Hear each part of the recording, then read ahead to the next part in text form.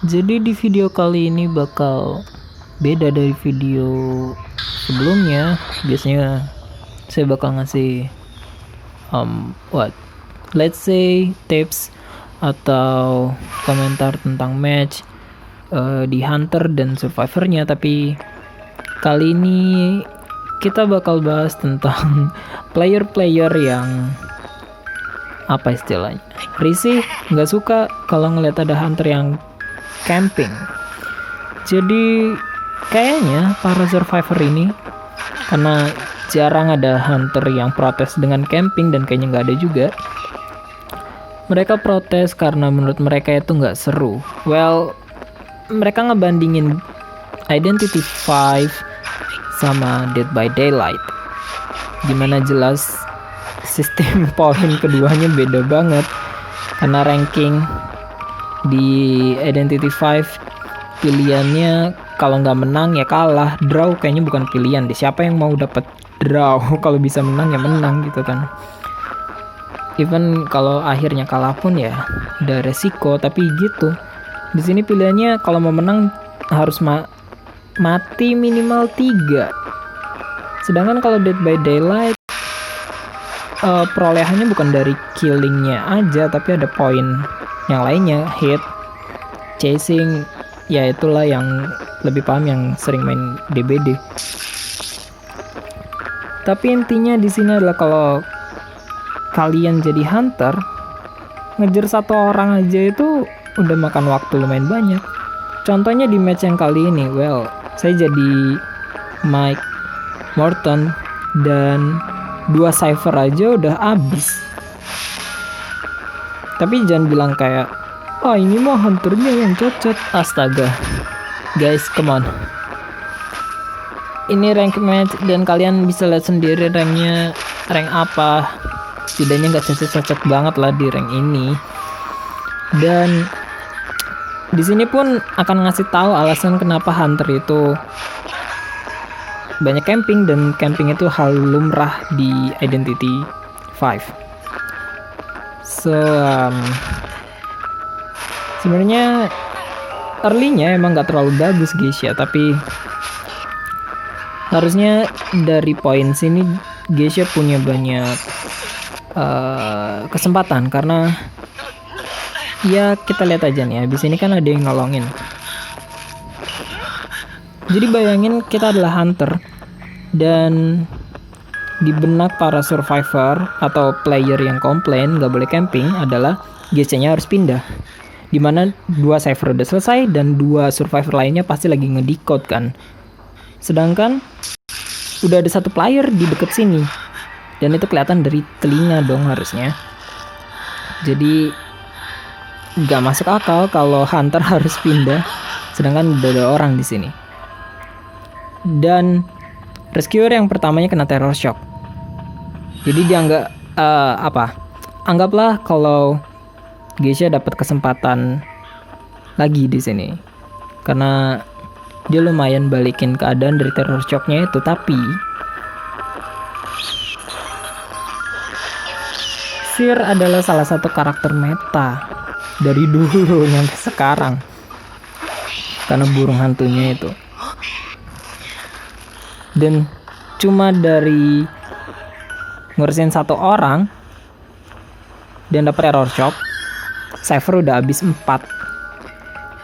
Jadi kebayangkan betapa cepetnya Cypher yang ada di IDV ini untuk di decode kalau mainnya pada fokus dan bener ya. Jadi anggaplah ini match yang bisa dijadiin contoh untuk ngasih tahu kenapa hunter itu bahkan camping pun belum tentu menang gitu loh. Jadi kalau ada survivor atau player yang komplain, sebenarnya nggak masuk akal, karena kayaknya kalau kalian naikin rank kalian lagi, kalian bakal tahu kalau banyak survivor yang lebih suka hunter itu camping. Pertama karena kita tahu dia nggak bakal ganggu decode yang lainnya. Jadi ketika dia camping, kita bisa ngabisin waktu hunter untuk fokus decode dan nolongin survivor teammates kita di dekat-dekat waktu sebelum setengah, jadi before half itu udah harus ditolongin kan lumayan makan waktu tuh.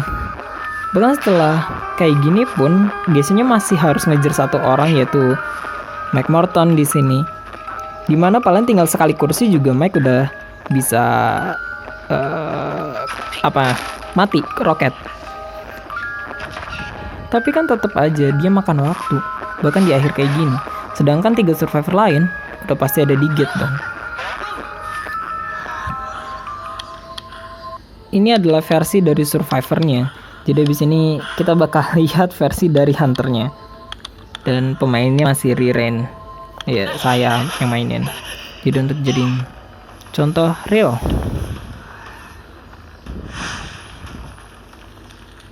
Jadi sekarang versi dari hunternya. Saya main jadi Joseph di sini. Dan dua-duanya match ini adalah ranked match. Jadi setidaknya ini bisa jadi contoh dan gambaran kenapa camping itu bukan sesuatu hal yang sebenarnya harus diperdebatkan. Dokter itu salah satu survivor yang udah dikenal bisa nge-counter Joseph karena bisa nge-heal 25%-nya. Jadi itulah kenapa saya kursiin dia aja, karena gak ada gunanya juga dipukul sekali biar gak bisa nge-heal kan, tetap bisa nge-heal.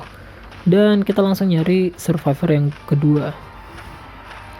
Sekali hit aja karena biasanya mereka perginya belum jauh-jauh, jadi masih bisa one hit asal timingnya bagus.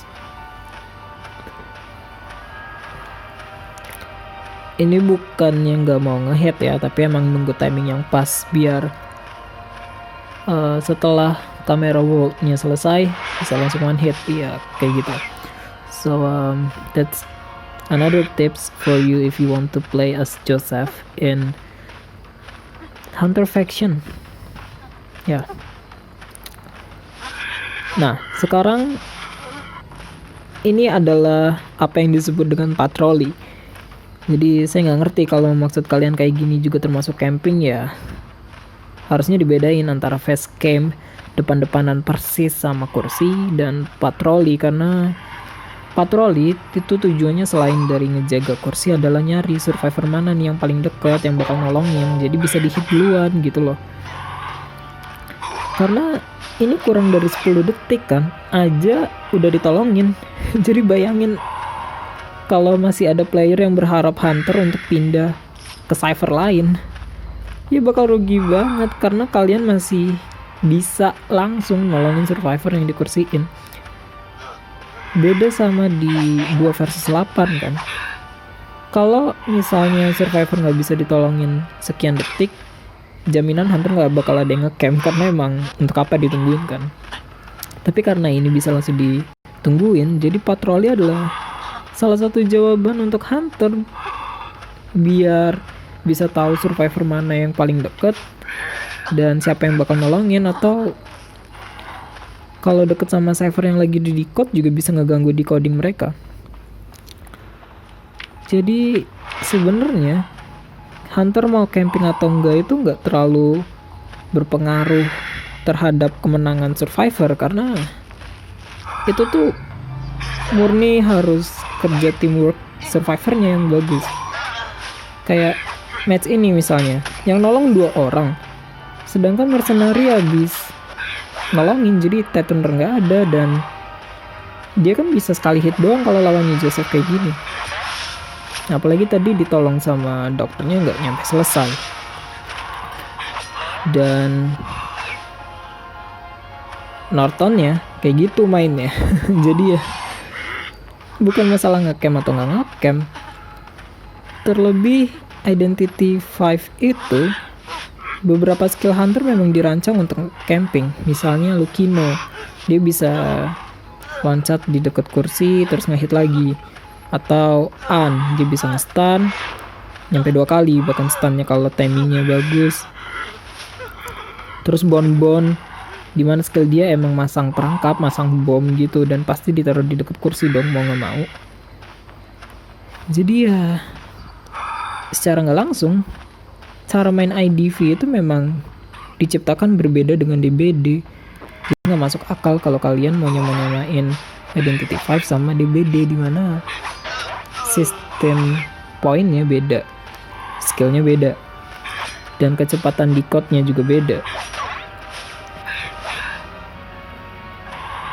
Sekarang permasalahannya di match yang tadi, satu orang down bisa 2-3 cipher selesai. Tapi di sini bahkan 3 orang udah ke kursi, cipher masih 4. Dan permasalahannya bukan dari hunternya ngecamp atau enggak kan dari tadi, tapi cara kiting survivornya. Jadi kalau kalian protes hunter ngecamp, mungkin kalian protes karena kalian tahu kiting kalian nggak terlalu bagus.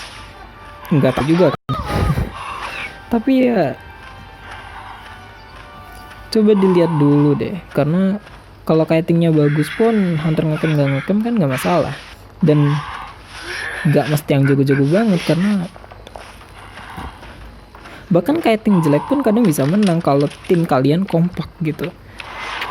Jadi kalau kalian sebagai survivor, yang penting itu adalah koordinasinya, rotasi antar ciphernya, bukan hunter ngecamp nih terus kita bakal kalah. Ya enggak, kalian bisa ngambil kesempatan itu untuk decode. Atau susah lawan Hastur ya. Kalau kalian punya mercenary, dia bisa rescue dengan normal gitu walaupun lawannya Hastur. Atau kalau kalian punya McMorton, bisa pakai bom merahnya, jadi nge-counter Hunter. Sebenarnya ada-ada aja.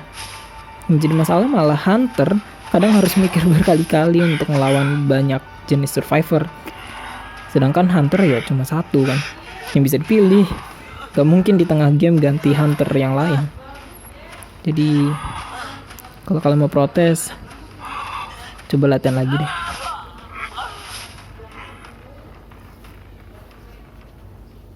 Listen, I do think camping is a boring play style for hunters, but it doesn't mean we can't do that. It's all about strategy and timing. I mean, okay, everyone has their own opinion, so now just go back to your job goyang-goyangin nepok-nepokin kotak listrik.